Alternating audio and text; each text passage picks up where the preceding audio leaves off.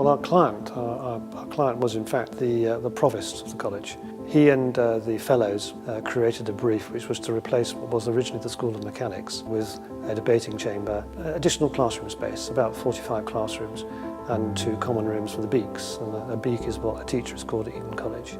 Our service and our role was initially to take part in the viability of the project and then cost planning it, taking it through the usual quant-surveying services.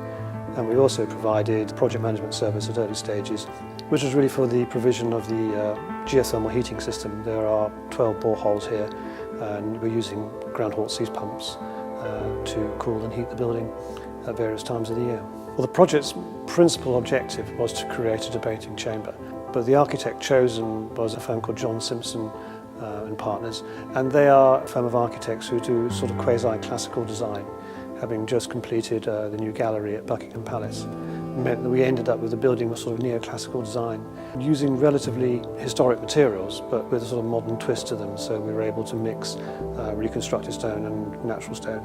The building project became quite complicated as the design was developed.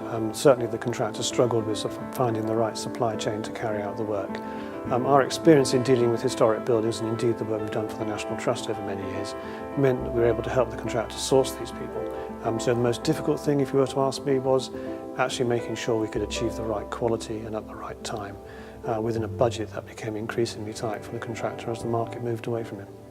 This is the museum attached to the main building. It forms part of the lecture theatre as part of the reception area, and it contains some Egyptology collections that were collected by old boys before the Second World War, and also some Colombian and Far Eastern artefacts picked up during their travels.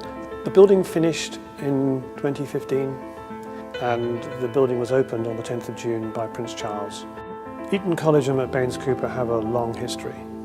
We say our history probably goes back to the 1950s, and indeed probably before then. So we are trusted by the college, I think, and the college understand that we will go the extra mile for them.